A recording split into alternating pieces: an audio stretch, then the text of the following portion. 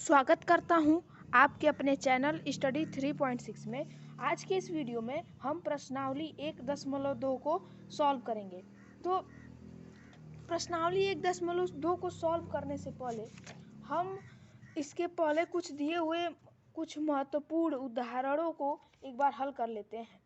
तो चलिए अब वीडियो स्टार्ट करते हैं। तो देखिए, यहाँ सबसे पहले एक फार्मूले का प्रयोग आप जान लें। एक फार्मूला है जिसको आप कक्षा 5 में भी पढ़े होंगे कि लॉस गुणे मॉस बराबर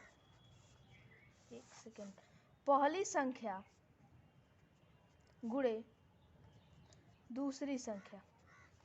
आप इस फार्मूले को पढ़े होंगे। देखिए, यहाँ पर ये फार्मूला हमने लिखा है लॉस गुणे मॉस बराबर पहली संख्या गुणे दूसरी संख्या। तो देखिए, इसका मतलब क्या है? इसका मतलब ये है ना कि जैसे कि दो संख्याएं दी होंगी जिनका लघुत्तम समापवर्तक और महत्तम समापवर्तक का आपस में गुणा करने पर उन दोनों संख्याओं का आपस में गुणा करने पर उन दोनों का मान बराबर होता है। ये एक फार्मूला है और इसका प्रयोग इस चैप्टर में बहुत जगह होगा। देखिए, जैसे कि एक उदाहरण दिया है यहाँ पर, आप देख सकते हैं। ये देखिए, यहाँ पर अविभाज्य गुणनखंड विधि द्वारा 96 और 404 का एचसीएफ ज्ञात करिए और फिर इनका एलसीएम ज्ञात करिए। तो देखिए, यहाँ पर तो इस फार्मूले का प्रयोग नहीं किया है, बट मैं इसको यहाँ पर इस सूत्र का प्रयोग करके दिखाता हूँ। तो कह रहा है कि फिर इनका एलसीएम भी ज्ञात कीजिए। कह रहा है अभाज्य गुणनखंड विधि द्वारा 96 और 404 का एचसीएफ ज्ञात कीजिए। अभाज्य गुणनखंड विधि, तो अभाज्य गुणनखंड विधि कौन सी विधि होती है? तो देख सकते हैं यहाँ पर कुछ है। वो विधि इस प्रकार है, जैसे कितना था, 404 था और 96 था। जैसे हमने 96 लिखा और 404 लिखा, इसका कहीं किनारे आप अभाज्य गुणनखंड कर लेंगे। अभाज्य गुणनखंड जैसे आप 96 का करेंगे, 2 से काटेंगे 4 बार, फिर 8 बार, फिर 2 से काटेंगे, फिर कितना 24 बार, फिर 2 से फिर 6 बार, फिर 2 से 3 बार और फिर 3 से 1 बार। तो ये पूरा लिख लेंगे जो यहाँ आया है। हमने यहाँ गुणनखंड किया है, इसका जो अभाज्य गुणनखंड हमने किया है यहाँ लिख लेंगे। 2 गुणे 2 गुणे 2 कितना 2 है, 1 2 3 4 तो 2 है और 1 3 है। अब यहाँ क्या करेंगे, 404 का ऐसे ही कर लेंगे। तो ऐसे हो गया, 101 हो गया। तो 11 से कटेगा 11, कम 11, हाँ, अरे 101 को 11 से नहीं कटेगा ना। 101 किससे कटेगा? 7 से नहीं, 101 स्वयं से ही कटता है। तो यहाँ लिखेंगे हम 2 गुणे 2 गुणे में 101। इसका एचसीएफ ज्ञात करने के लिए हमने कहा था यहाँ मौसा लिख लेते हैं, फिर उसके बाद बराबर करेंगे। इन दोनों में देखिए 1 2 ये और 1 2 ये, दोनों में उभयनिष्ठ है तो 1 1 2 लिख देंगे। तो इसका एचसीएफ कितना हो जाएगा? 4। अब देखिए, अब बस इसी फार्मूले का प्रयोग करेंगे और देखिएगा कितने आसानी से लगेगा। देखिए, इसी फार्मूले का प्रयोग कर रहे हैं, लॉस गुणे में मॉस बराबर पहली संख्या गुणा में दूसरी संख्या। इसी फार्मूले का प्रयोग करेंगे। आप यहाँ देख सकते हैं हमने क्या निकाला, लॉसा का हमने मौसा निकाल लिया है। तो लॉसा लिख लेते हैं और मौसा 4 आया है। पहली संख्या कितनी थी? 96 था। दूसरी क्या थी? 404 थी।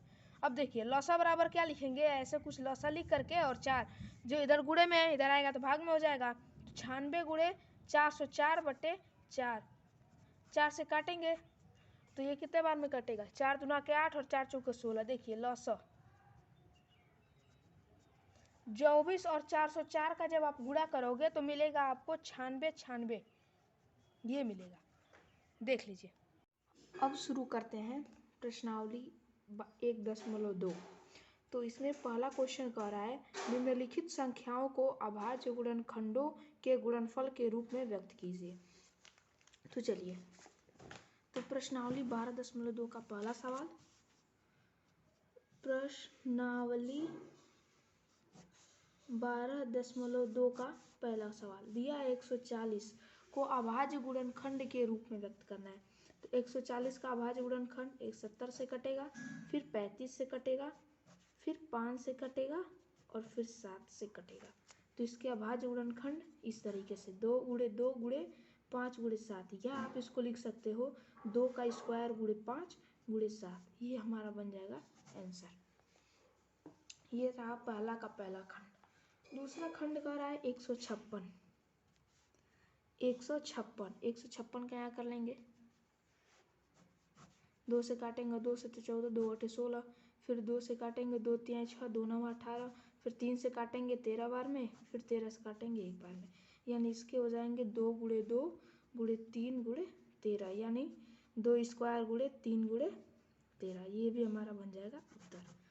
देखिए ये सब चीज़ तो आप शुरू से ही करते आ रहे हैं, 6 7 8 से ही ये सब चीज़ें आप लोगों को बताई जा रही होंगी अभाज्य गुणनखंड करना।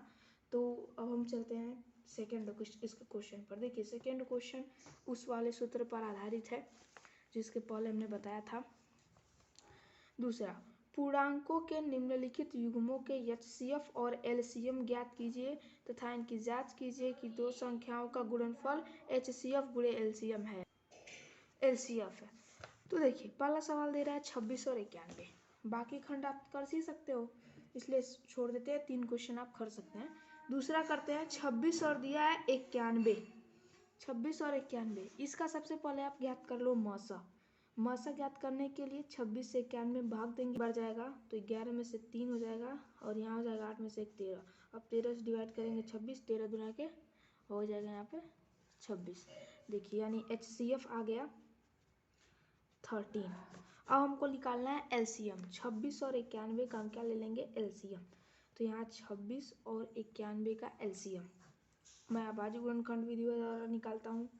2 से 13 बार में 91, फिर 13 से काट दीजिए, 13 से 91, 13 कम 13 और 13 से 91, फिर 7 से काटेंगे 1 और 1।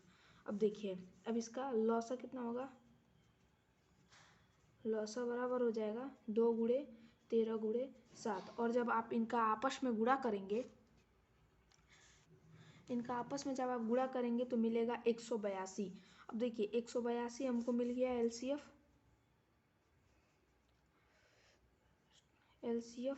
एलसीएफ मिल गया, लोवेस्ट कॉमन फैक्टर।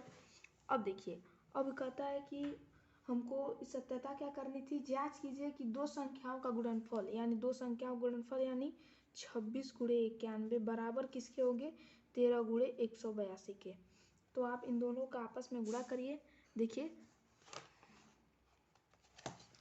13 और 182 का और 26 और 91 का जब गुणा करेंगे तो हमें मिलेगा, तो यहाँ आ जाएगा इन दोनों का गुणनफल कितना आएगा 23 66, और इसका कितना आ जाएगा 23 66।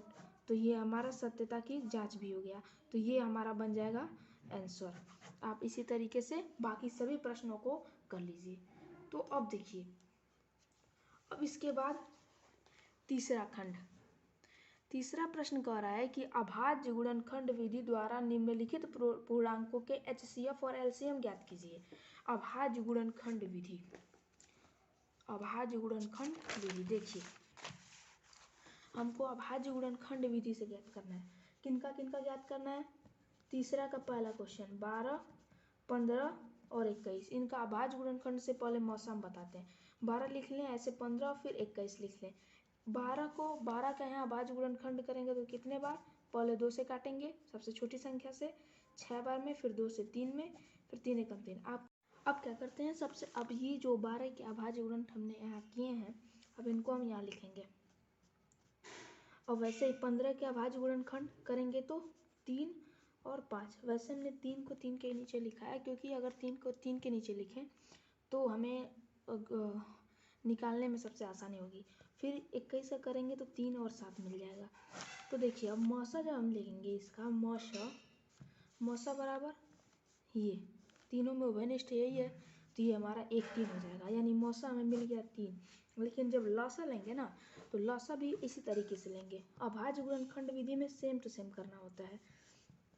देखिए 2 गुणे 2 गुणे 3, 3 गुणे 5 और 3 गुणे 7, लेकिन इसमें एक काम ये होता है जो कॉमन हो उसको पहले लिख लीजिए।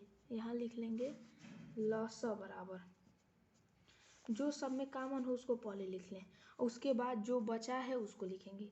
दो, ये दो ठे दो है तो यानी ये 4, और ये 5 और 7 है, 5 और 7, और इन सब का आपस में गुणा करेंगे तो 60 और गुणे 7 ये हो जाएगा 6 सत्ते 42, 420, यानी आंसर ये हमारे हो जाएंगे उत्तर।